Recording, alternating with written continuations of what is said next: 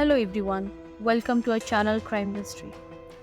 तो आज की हमारी स्टोरी जो है उसे सुनाने से पहले मैं आपको बताना चाहूँगी कि मैं अभी भी शॉक में हूँ। अभी भी मुझे कुछ समझ नहीं आ रहा है क्लियरली। इस स्टोरी से पहले मैंने जितनी भी रिसर्च की, जितनी भी स्टडीज़ किए, दुनिया भर के साइंटिस्ट ने अपने जो भी रिसर्च के पेपर्स में लिखा है उन सबको पढ़ा मैंने, सारे प्रूफ देखे मैंने, और मुझे अभी तक समझ नहीं आ रहा है कि क्या ये सच में पॉसिबल है। पुनर्जन्म की कहानियाँ तो हमने बहुत सुनी है, लेकिन इतने सॉलिड प्रूफ के साथ, इतने रिसर्चेस के साथ हमने आज तक नहीं सुना। और इनफैक्ट ये पहला ऐसा केस था पूरी दुनिया का जिस पे बराबर गवर्नमेंट का और साइंटिस्ट का स्टाम्प लगा था कि हाँ, सच में ये एक पुनर्जन्म की कहानी है। तो बिना किसी देरी के मैं शुरू करना चाहूँगी और आप खुद डिसाइड करें कि क्या आपने इस स्टोरी को पहले कभी सुना है और क्या आप इसमें बिलीव करते हैं। आपका जो भी ओपिनियन है प्लीज़ कमेंट सेक्शन में ज़रूर बताएं। तो आज की हमारी स्टोरी शुरू होती है 1968 से, जब सुमित्रा का जन्म एक ठाकुर परिवार में हुआ था। ठाकुर ब्राह्मण कास्ट से एक लेवल नीचे के होते हैं। सुमित्रा के जन्म के 11 साल के बाद ही उसकी माँ की डेथ हो चुकी थी, और बीच में ही सुमित्रा भी दोनों पेरेंट्स के साथ नहीं रह पाती थी क्योंकि किसी रीजंस की वजह से वो अपने कज़न्स के साथ लगभग 8 साल तक किसी और गांव में रही थी। सुमित्रा कभी स्कूल नहीं गई थी, उसने अटेंड नहीं किया क्योंकि हम जिस ज़माने की बात कर रहे हैं उस टाइम पे गर्ल्स एजुकेशन पे ज़्यादा फोकस भी नहीं दिया जाता था, स्पेशली गाँव में। और सुमित्रा एक बहुत ही रूरल एरिया से बिलोंग करती थी, तो उसे पढ़ना लिखना नहीं आता था। जब सुमित्रा 13 साल की हो गई, चूँकि उसकी माँ की मृत्यु हो चुकी थी ऑलरेडी, तो उसके फैमिली, उसके फादर ने, उसके रिलेटिव्स ने मिलकर उसकी शादी एक दूसरे गांव के लड़के से कर दी जिसका नाम था जगदीश सिंह। जगदीश सिंह शरीफपुरा के रहने वाले थे, वो वहाँ पे अपने परिवार के साथ रहते थे। अब सुमित्रा का बचपन तो अकेलेपन में गुजरा है। जब वो अपनी फैमिली को छोड़कर अपने ससुराल शिफ्ट हो गई, वहाँ पे उसने अपने नई जीवन की शुरुआत की। वहाँ पे उसने अपने जीवन की नई शुरुआत की। लेकिन वहाँ पे उसके साथ कुछ वैसा ही हुआ, क्योंकि सुमित्रा के जो हस्बैंड थे जगदीश सिंह, वो भी काम की वजह से ज़्यादातर दिल्ली में रहते थे। वो घर सिर्फ कभी कभी आते थे। मोस्टली उनका काम दिल्ली में होता था, तो वहीं रहते थे, और इसी वजह से सुमित्रा फिर से अकेलापन महसूस करती थी। अब शादी के 3 सालों के बाद दिसंबर 1984 में सुमित्रा ने एक लड़के को जन्म दिया। अब जिंदगी में पहली बार सुमित्रा के एक कोई ऐसा इंसान आया जो उसके साथ रह रहा। इस बच्चे के आने से सुमित्रा की जिंदगी खुशियों से भर गई। एक पल के लिए भी वो अपने बच्चे को अपने से दूर नहीं करती थी। चाहे वो खाना बना रही हो, चाहे वो बर्तन धो रही हो, या कुछ भी कर रही हो, एक हाथ से अपने बच्चे को पकड़ के रखती थी या अपने सामने बिठा के रखती थी। तो बहुत खुश थी वो अपने बच्चे के आने से, और उसी में वो दिन भर भूली रहती थी, अपने आप को बिजी रखती थी। अब कहानी का जो नया मोड़ है वो ये शुरू होता है सुमित्रा की ज़िंदगी में, जो कभी किसी ने सोचा भी नहीं था। इसके बेटे की जन्म के 1 या 2 महीने के बाद एक दिन सुमित्रा अपने बच्चे के साथ मोहल्ले के एक कुएं पे जा रही थी। पहले के ज़माने में लोग कुएं से या हैंडपम्प से पानी लाते थे। तो कुएं पे जा रही है, एक हाथ में उसके बर्तन है पानी भरने का, और दूसरे हाथ में उसने अपने बेटे को कस के पकड़ा हुआ है। थोड़ी दूर जाने के बाद सुमित्रा के हाथ से वो बर्तन छूट जाता है और उसका एक हाथ आसमान की तरफ चला जाता है। उसके बाद उसकी उंगलियां उस हाथ के पीछे की तरफ मुड़ जाते हैं और उसकी आंखें चारों तरफ घूमनी शुरू हो जाती है, बिल्कुल बिल्कुल ही अनकॉमन तरीके से, बहुत बहुत ही डेंजरस और वियर्ड तरीके से। अब चूंकि उसके हाथ से बर्तन गिरा तो आसपास के बहुत सारे लोगों ने उसे देख लिया कि आखिर क्या हुआ। और जैसे उन लोगों ने सुमित्रा का ये रूप देखा कि हाथ उसके आसमान की तरफ, आंखें नाच रही हैं, उंगलियां पीछे मुड़ी हो, अब सुमित्रा ने अपने दांतों को जोर जोर से बजाना शुरू कर दिया, और वो इतनी जोर जोर से बजा रही कि उसकी आवाज कट कट की चारों तरफ फैल रही है। लोगों का डर से हालत खराब, लोग चिल्ला रहे, सुमित्रा तुम्हें क्या हुआ, तुम्हें क्या हुआ। क्योंकि सुमित्रा के हाथ में बच्चा भी था। लोगों को डर लग रहा था कि कहीं शायद इस पे भूत प्रेत आ गया हो, क्योंकि वो गाँव का टाइम था, बहुत पुराना ज़माना। उस टाइम सुपरस्टिशन भी बहुत होता था लोगों में, उनको लगता था। डायन प्रथा ये सब काफ़ी चलती थी। तो लोगों को लगा कहीं इस पे कोई डायन तो नहीं आ गई, और लोगों को लगा कि बच्चों को कहीं कोई खतरा ना हो। बहुत आवाज़ें लगाई लोगों ने, लेकिन उसने कुछ भी नहीं सुना। और ठीक 4 से 5 मिनट तक ये चलता रहा। उसने दाँत बजा रही है वो, और फिर खुद ही नॉर्मली सडनली उसका हाथ नीचे आ गया और उसकी आँखें भी नॉर्मल हो गई। और वो चारों तरफ देख रही है कि सारे लोग मुझे क्यों घूर रहे हैं? मेरा बर्तन नीचे पड़ा हुआ है, मेरे साथ क्यों? अब सारे लोग उसके पास हिम्मत करके आते हैं जब उसने देखा कि नॉर्मल हो गई है वो। लोगों ने उसे बताया उसके साथ क्या हुआ। सुमित्रा ये मानने को तैयार ही नहीं थी। वो कह रही है ऐसा हो ही नहीं सकता। मुझे कुछ भी याद नहीं है कि मेरे साथ ऐसा कुछ हुआ। खैर ये पहली बार था। पहली बार ज़िंदगी में सुमित्रा के, इससे पहले कभी ऐसा कुछ हुआ ही नहीं है। तो लोगों ने चूँकि सामने से देखा, इतने सारे लोग बता रहे हैं, लेकिन फिर भी उसे कुछ समझ नहीं आया और वो वहाँ से अपने घर चली गई। अब गाँव के लोगों ने जाकर उसके घर में बताई ये बात, तो उसके ससुराल वालों को भी ज़्यादा ये इस बात पे बिलीव हो नहीं रहा। फिर 2-3 दिनों के बाद किचन से बहुत ज़ोर-ज़ोर से आवाज़ें आने लग गई। तो सुमित्रा की सास ने सोचा कि ये आवाज़ तो किचन से आ रही, क्या हो रहा है? मैं जाके देखती हूँ। जब वो गई तो वो हैरान रह गई। ठीक जैसा गाँव वालों ने बताया था, बिल्कुल वैसा ही मंज़र वो अपने सामने देख रही थी कि सुमित्रा के हाथ आसमान में, बिल्कुल ऊपर की ओर उठे हुए, उँगलियाँ मुड़ी हुई, आँखें नाच रही हैं और उसके दाँत ज़ोर-ज़ोर से बज रहे हैं, इतने ज़ोर से कि किचन से बाहर उसकी आवाज़ गई। अब ये देखकर उसकी सास और उसके ससुर के होश उड़ गए। इन्होंने बच्चे को छीना किसी तरह से उससे, और 4 से 5 मिनट तक वैसा ही सिलसिला चला और फिर वो नॉर्मल हो गई। अब सास-ससुर ने ये बात उसे बताई। सुमित्रा बहुत ज़्यादा परेशान कि ऐसा कैसे हो सकता है? मुझे तो इन सारी किसी भी बातों का याद नहीं है, मुझे कोई भी बात का होश नहीं है। तो खैर यही अब चलता रहा। 2 से 3 दिनों के बीच में कभी न कभी ये हो जाता था। 1 से 2 बार ये चीज़ें दिन में हो जाती थी। सुमित्रा को बहुत डर सताने लग गया कि कहीं उसकी वजह से उसके बच्चे को कोई नुकसान ना हो। तो उसने अपने बच्चे से दूरी बनानी शुरू कर दी। अब ज़्यादातर उसके बच्चे का ख़्याल उसकी दादी ही रखती थी।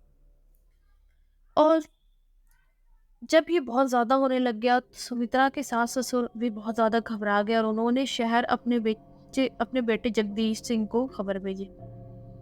जगदीश सिंह ये खबर सुनकर भागे आए कि उनके पति और उनकी पत्नी और उनके बच्चे के साथ ऐसा हो रहा है। जब वो आए और उन्होंने भी ये मंज़र देखा, उन्होंने भी कई बार अपने सामने ये देखा, तो उनको भी इन बातों का कोई कुछ भी समझ नहीं आ रहा था, क्योंकि वो शहर में रहते थे। लेकिन उन्होंने भी आज तक कभी ऐसी कोई बीमारी या किसी चीज़ के बारे में सुना नहीं था। ये जो एपिसोड था उनके साथ होता था, कभी नहीं सुना। उन्होंने वैद्य जी को बुला के गाँव में काफ़ी इलाज भी कराने की कोशिश की, बट ये कोई बीमारी में आता ही नहीं था, क्योंकि वो नॉर्मल थी। ना उसे कोई तकलीफ़, ना कोई दर्द, ना उसके दिमाग पे कोई चोट, कुछ भी नहीं, उसे कुछ याद ही नहीं रहता था। तो ख़ैर यही सब चलता रहा। तो सबने सोचा कि जब उसे कोई नुकसान नहीं और वो किसी का नुकसान नहीं कर रही है, हो सकता है उसे कोई पागलपन का दौरा या फिर नॉर्मली कुछ भी हो सकता है, बचपन की वजह से कुछ हो रहा होगा शायद उसके। जब तक वो किसी को कोई नुकसान नहीं कर रही है, तो लोगों ने भी इसे नॉर्मल समझना शुरू कर दिया। हालाँकि गाँव के लोग काफ़ी डर गए थे। गाँव के लोगों में जो विश्वास होता था डायन प्रथा का, इन सब चीज़ों का, वो अपने बच्चों को लेकर काफ़ी डरने लग गए थे। और अपने बच्चों को डराते थे कि तुम अगर बदमाशी करोगे तो तुम्हें सुमित्रा के पास भेज देंगे। तो खैर यही सब चल रहा था। अब अब डेट आई 16 जुलाई 1985, और सुमित्रा ने ठीक फिर वैसे ही किया। कि आज के इस दिन में एक खास बात थी। आज के इस इस फेज़ के बाद सुमित्रा की ज़िंदगी बदल जाने वाली थी। इनफैक्ट उसके पूरे परिवार की ज़िंदगी बदल जाने वाली थी। सुमित्रा ने ठीक वैसे ही अपना हाथ ऊपर किया। आँखें नाच रही हैं, उँगलियाँ पीछे, दाँत खटखटा रही हैं। लेकिन आज पहली बार सुमित्रा ने कुछ बोलने की कोशिश की। ऐसा लग रहा था कोई उसे रोक रहा है और वो बहुत मुश्किल से थोड़ा-थोड़ा कुछ बोलने की कोशिश कर रही है। उसके पति सामने थे। वो सुन रहे थे कि वो क्या बोलना चाह रही है, और सुमित्रा ने कहा कि आज 16 जुलाई है। आज से ठीक 3 दिन के बाद जो कि 19 जुलाई 1985 को उसकी मौत हो जाएगी। अब ये सुनकर ही जगदीश सिंह के हाथ पांव फूल गए कि ये क्या कह रही है। आज से पहले इसने कभी कुछ बोला नहीं, पर आज ये जब बोल रही है तो इतनी बड़ी शॉकिंग चीज़ कह रही है, इतना बड़ा शॉक दिया उसने। अब 3 से 4 मिनट यही चला और फिर वो नॉर्मल हो गई। जगदीश सिंह बहुत ज़्यादा परेशान हुआ। उसने हिम्मत करके सुमित्रा को ये बात बताई कि तुमने अभी ऐसा ऐसा बोला था, क्या तुम्हें याद है? क्यों बोला तुमने ऐसा?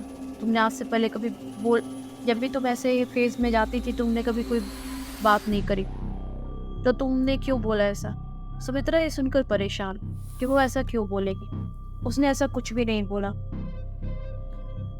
अब जगदीश सिंह कह रहे कि तुमने ऐसा बोला। खैर, अब सुमित्रा चूंकि जानती थी कि उसके साथ ऐसा कुछ होता है, तो उसे इस बात पे विश्वास हो गया और उसके दिल में एक डर बैठ गया कि कहीं मैं मर ना जाऊँ, कहीं ये मेरी जो भविष्यवाणी कहीं ये सच ना हो जाए। तो 17 और 18 जुलाई तो निकल गए, लेकिन 19 जुलाई जैसे आया, सुमित्रा ने सोचा कि आज मैं कोई भी ऐसा काम नहीं करूँगी जिससे मेरे मरने का खतरा हो। उसने डिसाइड किया कि वो आज बाहर नहीं जाएंगी पानी लाने या कोई और काम से, ना वो आज रसोई घर में खाना बनाएंगे जिससे उसे जलने का डर हो या किसी और कटने का कोई किसी भी तरह का कोई खतरा ना हो, इसलिए वो रसोई घर भी आज नहीं जाएगी। और वो दिन भर आज आराम करेगी और बिल्कुल खुद को सेफ रखेगी कमरे, घर से बाहर नहीं जाएगी। दिन भर गुजर गया और उसके घर वाले भी खुश कि चलो दिन भर गुजर रहा है, सबको राहत की सांस आई कि चलो दिन तो गुजर गया है। उसकी इस तरह से शाम गुजर जाए। अब शाम होते होते सुमित्रा का दम घुटने लगा क्योंकि वो थोड़ा बाहर आती जाती थी, फ्रेश हवा नहीं मिल रही थी, तो और घबराहट भी थी इतनी बड़ी उसकी। तो उसने सोचा कि बाहर नहीं जाती हूँ लेकिन अपने घर के दरवाजे पे तो खड़ी हो सकती हूँ, थोड़ा ताज़ी हवा ले लूँ थोड़ी। तभी वहीं से उसकी एक सहेली गुजर रही थी, तो उसकी सहेली को इसके बारे में पता था सब कुछ कि इसके साथ क्या चल रहा है। इनफैक्ट उसे ये भी बात पता थी कि आज का दिन वो है जब सुमित्रा मरने वाली है, उसने ऐसा बोला था। तो उसने बात करना शुरू किया वो कैसी है और आज का दिन उसने ऐसा ऐसा बोला, तो कोई दिक्कत वाली बात तो नहीं है, कुछ हुआ तो नहीं? सुमित्रा कह रही है कि नहीं, अब तक तो कुछ ऐसा नहीं हुआ, मैं सही सलामत तुम्हारे सामने खड़ी। वैसे ही बात चल रही थी। कुछ देर के बाद सुमित्रा बिल्कुल सीधी स्टैच्यू की तरह खड़ी हो गई, बिल्कुल शांत हो गई, ना बोल रही है, ना उसके हाथ ऊपर हुए, ना उसकी आंखें नाच रही है, कुछ भी नहीं, बिल्कुल वो रुक गई, थम गई। अब उसकी सहेली उसे आवाज़ लगा रही बार बार, सुमित्रा कुछ बोल नहीं रही हो तो क्या हो गया, क्या हो गया? अब वो उससे छू कर देख रही है तो वो देख रही है कि ना उसकी धड़कन चल रही है ना उसकी सांसें चल रही है। अब वो चिल्लाना उसने शुरू कर दिया। सुमित्रा के घर वाले इकट्ठे हो गए, मोहल्ले वाले इकट्ठे हो गए। तुरंत सबने वैद्य को बुलाया।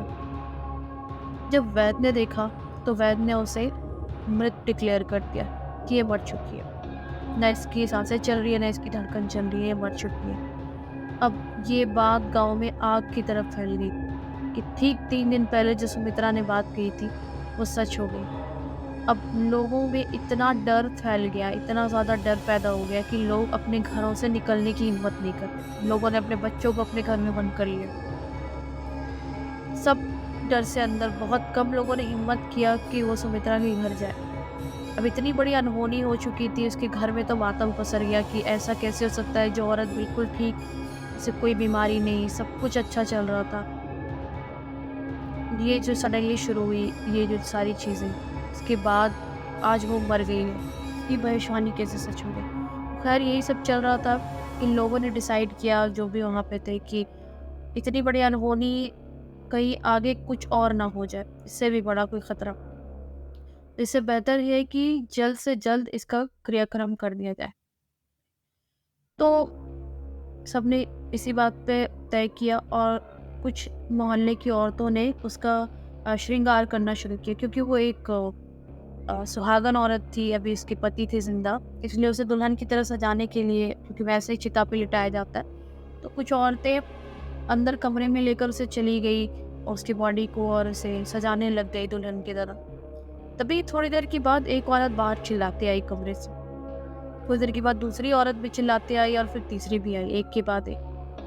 अब बाहर लोग सोच रहे हैं कि ये क्या हो रहा है, क्यों चिल्ला रहे हैं। एक एक करके तीनों ने बताया कि मैंने देखा कि सुमित्रा की आंखें खुली। एक बता रही है कि मैंने देखा कि उसके हाथ हिल रहे हैं। एक ने बताया कि सुमित्रा उठकर बैठ गई। अब ये सुनकर गांव वाले कह रहे हैं कि तुम लोग पागल हो गए। इससे घर वाले कह रहे हैं तुम लोग पागल हो गए, अभी तो वैद उसे देख कर गया है, अभी 1 घंटे से वो मरी हुई थी। ऐसा कैसे हो सकता है कि 45 मिनट से 1 घंटे के बीच वो जिंदा हो जाएगी। फिर जब तीनों ने बातें बताई और काफी डरी हुई थी तो तुरंत वैद को बुलाया गया। वैद आए, वैद कमरे में गए, उसे चेक किया और बाहर आके बोले कि ये क्रियाक्रम करने की कोई ज़रूरत नहीं है, सुमित्रा जिंदा है। अब सबके फिर से हालत और होश उड़ गए कि क्या मसला है। 1 घंटे के अंदर कोई मरा हुआ इंसान जिंदा कैसे हो सकता है, जिसे सबने, हर एक इंसान ने मरा हुआ देखा, उस वैद्य ने मरा हुआ देखा, और वो जिंदा कैसे हो सकता है। खैर एक तरह की खुशी भी लोगों में छा गई कि चलो इसी बहाने वो कम से कम मरी तो नहीं, वो वापस तो आ गई। उसके पति भी दौड़े दौड़े गए। जब उसके पति और उसके सास ससुर और गांव के कुछ लोग उसके पास गए और उसके पति ने उसे गले लगाया, उसे छुआ कि बहुत अच्छा हो कि तुम हो, तुम ठीक हो, तुम ठीक तो हो। सुमित्रा उसे अपने हाथों से झटकने लग गई कि आप कौन हो, हटिए, आप कौन हो, मैं कहाँ हूँ, मैं ये कहाँ हूँ। सारे लोग परेशान, ये क्या कह रही है, इसके पति है और ये इससे इतना प्यार करती थी, इतनी इज्जत करती थी अपने पति की, ये कैसे कर रही है। और उसके बोलने का स्टाइल भी थोड़ा चेंज हो चुका था, बोलने का लहजा बदल चुका था। सारे लोग परेशान कि क्या बोल रही है।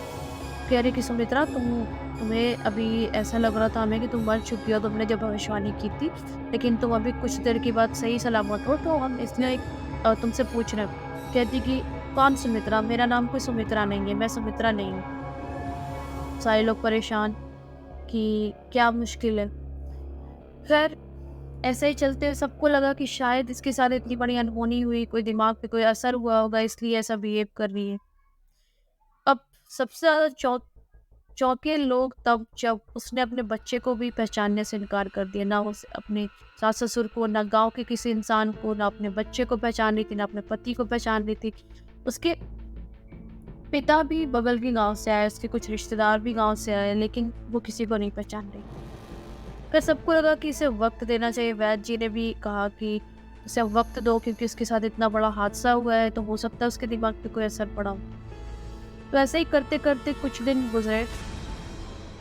हालांकि सुमित्रा का पूरा स्टाइल चेंज हो चुका था, उसके खाने पीने का, उसके उठने बैठने का ढंग बिल्कुल बदल चुका था। ऐसा लगता था जैसे कि वो कोई बड़े घर की बेटी, ऊंचे कास्ट की, क्योंकि उस टाइम पे कास्ट सिस्टम बहुत ज़्यादा था, अभी के मुकाबले बहुत ज़्यादा प्रचलन में था। तो ऐसा लगता था जैसे वो ऊंचे कास्ट की है। वो छूना पसंद नहीं करती, किसी का खाना पसंद नहीं करती थी, बर्तन पसंद नहीं, जूठा पसंद नहीं करती थी। तो सुमित्रा ने कई बार ऐसा किया, जगदीश से कुछ मांगा। उसने मांगा पेपर और पेन कि उसे लेटर लिखना है कहीं। अब जगदीश की हालत खराब कि सुमित्रा एक जाहिल औरत जो पढ़ी लिखी नहीं थी, कभी उसने एक अक्षर भी पढ़ाई नहीं की है। इनफैक्ट जगदीश ने भी कोई खास पढ़ाई नहीं की थी। वो गाँव बस मजदूरी करने वो शहर मजदूरी करने ही जाता था। घर में कोई पढ़ा लिखा नहीं, कि वो लोग गरीब फैमिली से बिलोंग करते थे और बहुत ज़्यादा ही रूरल एरिया से बिलोंग करते थे। तो खैर जगदीश ने सोचा चलो ला कर दे देता हूँ। उसने कई बार जोर दिया है, उसने ला के दे दिया कि देखता हूँ क्या करती है। उसके बाद से वो लेटर्स लिखने लग गई और एक के बाद एक जगदीश को कहती थी कि ये लेटर पोस्ट कर दो, ये जाके पोस्टमैन को दे दो, पोस्ट कर दो। पोस्ट बॉक्स जो गांव में होता था चिट्ठी लिखने का, लेटर बॉक्स में डाल दो। जगदीश चूँकि समझ नहीं आ रहा था उसे चल क्या रहा है, तो उसने उसके जोर देने पे उसने पोस्ट कर दिया। तो ऐसे ही एक के बाद एक कई सारी 4 5 6 चिट्ठियाँ जो है उसने पोस्ट करी। अब वह एक दिन इंसान आया उस गांव में, और वो इंसान आए और उस इंसान का नाम था रामसिया त्रिपाठी। वो एक कॉलेज के लेक्चरर और वो आए थे डिबियापुर से। वो उसी डिस्ट्रिक्ट के दूसरे गांव में पड़ता था, लगभग 60 to 80 माइल्स दूर से। वो उस गांव में आए, उस गांव में आकर पूछ रहे कि मुझे इस पते पे जाना है। पता था सुमित्रा का ही। अब वो वहाँ आए और जगदीश सिंह के घर आ गया। जगदीश सिंह से पूछ रहे हैं कि क्या मैं जगदीश सिंह के घर पे हूँ? तो वो कह रहा है कि हाँ, मैं तो यही हूँ, आपका नाम क्या है? तो उसने बोला मेरा नाम रामसिया त्रिपाठी है, मैं कॉलेज का लेक्चरर हूँ। मुझे इस जगह से चिट्ठियाँ आती थी तो मैंने सोचा कि क्यों ना मैं जाके देखूँ। कई बार आई। अब जैसे उसने अपना नाम बताया वैसे ही दौड़ कर अंदर से सुमित्रा भागे दौड़े आई। वो सुमित्रा जो इतने दिनों से 19 जुलाई से अपने परिवार को देख नहीं रही थी, अपने बच्चे को छू नहीं रही थी, वो रामसिंह त्रिपाठी के आने के बाद दौड़ के भाग के आई और उनको गले लगा लिया। अब रामसिंह त्रिपाठी जी भी थोड़े से ऑकवर्ड से हो गए, अनईजी से हो गए कि पता नहीं कौन है, पहली बार देख रहा हूँ मैं इसे और मेरे गले लग रही है, मैं तो नहीं पहचान रहा हूँ इसको। तो उसने बोला, वो थोड़े से पीछे हो गए। तो अब सुमित्रा कहने लगी कि पापा आप ऐसा क्यों कर रहे हैं, मैं आपकी बेटी हूँ, मैं आपकी बेटी हूँ, आप मुझे पहचान नहीं रहे। रामसिंह त्रिपाठी थोड़े से परेशान हो गए और सारे लोग सब सब कह रहे कि ये क्या कह रही है, इसकी बेटी कैसे सकती है, तो सुमित्रा है। वो कह रही है कि नहीं पापा, मैं सुमित्रा नहीं हूँ, मैं शिवा हूँ। अब तो सबके होश उड़ गए कि क्या कह रही है और रामसिंह त्रिपाठी बिल्कुल सुन्न रह गए। उसने बोला कि तुम मुझे चिट्ठियाँ लिखा करती थी और कई बार मौसम की वजह से, बहुत सारी चीज़ों की वजह से मैं नहीं आ पाया और मुझे लगा कोई मेरे साथ मजाक कर रहा है, इसलिए मैं नहीं आया। फिर मैंने सोचा कि क्यों ना एक बार चल के देख लिया जाए। और आज जब मैं आया हूँ तो तुम कह रही हो कि मैं बेटी हूँ, आपकी शिवा हूँ। कैसे कह सकते हो तुम कि मेरी बेटी हो? क्या सबूत है? ना तुम्हारी शक्ल मिलती है, ना तुम्हारा रूप मिलता है, कुछ भी नहीं मेरी बेटी से। तुम कैसे कह सकते हो कि मेरी बेटी हो तुम? तो वो कहती है, सारा डिटेल बताती है कि वो उसने कौन से कॉलेज से पढ़ाई की है, उसके फादर के बारे में बताती है। अब रामसिंह त्रिपाठी और जगदीश सिंह और उसके परिवार बहुत ज़्यादा परेशान हो गए। रामसिंह त्रिपाठी एक बक्से के साथ आए थे। उस बक्से में काफ़ी चीज़ें थी क्योंकि वो ट्रैवल कर रहे थे, तो पहले के ज़माने में लोग अपनी चीज़ें काफ़ी कैरी करके चलते थे। इसी में रामसिंह त्रिपाठी ने बोला कि ठीक है, अगर तुम शिवा हो तो फिर उसने कुछ तस्वीरें दिखाई और उसने कहा कि मुझे बताओ कि ये कौन है। एक के बाद एक सुमित्रा ने हर किसी का नाम बताना शुरू किया।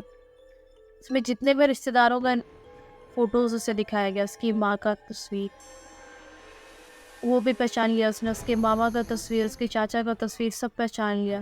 फिर एक तस्वीर दिखाई गई और पूछा इसने कि ये कौन है? तो सुमित्रा कहती ये मेरे पति छेदी लाल है। अब इसके होश उड़ गए। फिर इसने दो बच्चों की तस्वीरें दिखाई, ये कौन है? तो कहती कि ये मेरे दोनों बेटे रिंकू और टिंकू हैं। अब तो सारे लोग बिल्कुल जैसे कि पागल हो गए। ये चल क्या रहा है? ये औरत जो सुमित्रा है, जो 19 जुलाई को मरी थी, 1 घंटे में जिंदा हो गई और जिंदा होने के बाद कह रही है कि मैं सुमित्रा नहीं हूँ। उसकी सारी चीज़ें अजीब सी हो गई, सब कुछ अलग अलग बिहेव कर रही है वो। ऐसा लग रहा है मानो दूसरी दुनिया से आई है और आज ये कह रही है कि ये सुमित्रा है ही नहीं, ये शिवा, ये हो कैसे सकता है? ना उसका रंग रूप बदला है, ना उसकी बॉडी बदली है, ना वो कहीं गई थी, बस वो वहीं मरी और वहीं पे जिंदा हो गई। ऐसा कैसे पॉसिबल हो सकता है? अब इसी सब में रामसिंह त्रिपाठी जी ने एक और तस्वीर दिखाई और उसने पूछा कि ये कौन है? ये देखकर शिवा ने उंगली रखी और वो रुक गई और वो बहुत ही ज़्यादा इमोशनल हो गई। उसने बोला कि ये मेरी ननंद है और इसने ये मुझे मारा है। अब ये सुनकर रामसिंह त्रिपाठी रोने लग गया और उसे गले लगा लिया और उसने बोला कि तुम मेरी बेटी शिवा ही हो, क्योंकि इसके बारे में और किसी को भी पता नहीं है, सिर्फ तुम्हें ही पता है। अब ये बात आग की तरह फैल गई। सुमित्रा ने कहा कि मुझे यहाँ से लेकर चलिए, मुझे यहाँ नहीं रहना, मुझे अपने घर जाना है। अब सबकी मर्जी से, क्योंकि उसके अंदर कोई भी ऐसी ऐसी प्रॉपर्टी, ऐसी गुण, कोई भी ऐसा बिहेवियर उसके अंदर था ही नहीं जो सुमित्रा का था। ना अपने बच्चे तक को वो देख रही थी, गले लगा रही थी, क्योंकि वो टोटली डिफरेंट पर्सनैलिटी हो चुकी थी। तो सुमित्रा के परिवार वालों ने भी बोला कि ठीक है। वो भी बेबस हो गए इस सिचुएशन के आगे और रामसिंह त्रिपाठी उनको वहाँ से लेकर अपने घर चले गए। फिर धीरे धीरे बात खुलकर आई कि कैसे रामसिंह त्रिपाठी की बेटी शिवा की शादी दिव्यापुर में हुई थी एक छेदी लाल के नाम के व्यक्ति से। वहाँ सब कुछ ठीक चल रहा था, लेकिन दहेज की वजह से शायद या फिर कुछ रिसर्चर्स जो उन्होंने रिसर्चर्स किया उसके अकॉर्डिंग किसी ने बताया है कि चूँकि शिवा त्रिपाठी काफ़ी पढ़ी लिखी थी, तो उसके ससुराल वाले उससे काफ़ी जलते थे और सोचते थे कि ये इतनी पढ़ी लिखी है, ये उसके खाने पहनने का ढंग, उसकी अपब्रिंगिंग अच्छी थी, तो इसलिए वो सारे लोग बोलते थे कि ये खुद को बहुत ज़्यादा स्मार्ट समझती है, ये बहुत काफ़ी ज़्यादा अ, ये ऊंचा बिहेव करती है सबसे, राइट। तो वो स्टेटस में फिट नहीं हो रही थी और कुछ रिसर्चर्स के अकॉर्डिंग ये बात आती है कि उसके ससुराल वालों ने उसे डॉरी के लिए टॉर्चर किया। कई बार उसके इन लॉज उसे मारते पीटते भी थे। उसे में एक शाम 18 मई को उसके फैमिली से शिवा के फैमिली से शिवा के मामा जी उससे मिलने जाते हैं और उसे पता लगता है कि उसकी सास और उसकी ननंद ने उसे बहुत मारा है, बहुत पीटा है। उसने उसे बहुत मनाने की कोशिश की, चुप कराने की कोशिश की और उसके सांत्वना दी। अगले ही सुबह उसके मामा की कार में ये खबर जाती है कि शिवा की लाश सामने के एक रेलवे स्टेशन के ट्रैक पे मिली है। उसके मामा दौड़ के जाते हैं वहाँ जब वो जाते हैं, उसने देखा ये सारा मंजर, तो उसने देखा कि उसके हिसाब से सिर्फ शिवा के सर पे चोट लगी हुई थी, दैट्स इट। अगर ट्रेन से वो कटती, अगर वो सुसाइड करती तो उसके बॉडी का और पार्ट्स भी डैमेज होता, कट चुका होता वो ट्रैक पे।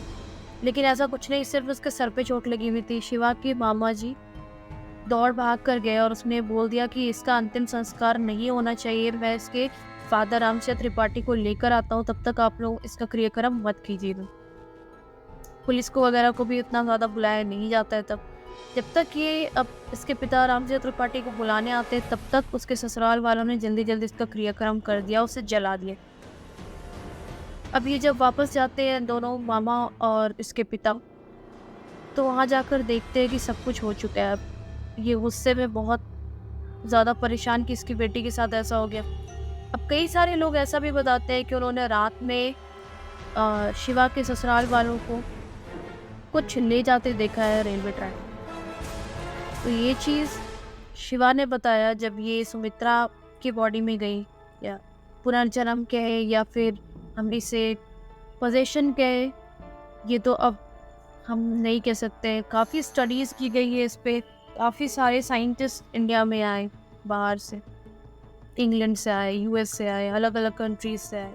इंडिया के भी बहुत सारे साइंटिस्ट और रिसर्चर्स ने जो रीइंकार्नेशन पर स्टडी करते, उन्होंने एक एक करके अलग अलग से इन लोगों से इंटरव्यू लिया ताकि ये पता लगाया जाए कि इन दोनों फैमिलीज़ में कोई कनेक्शन नहीं है और कहीं से कोई कनेक्शन नहीं मिलती है। दोनों गांव अलग, दोनों परिवार अलग, दोनों का कास्ट अलग, सब कुछ अलग, सब कुछ अलग चल रहा है। लेकिन ये कैसे कि उसे दिन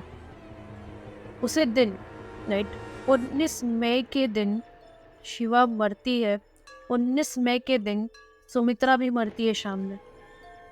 लेकिन 19 मई के दिन ही शिवा की दोबारा से जन्म होती है सुमित्रा की बॉडी में।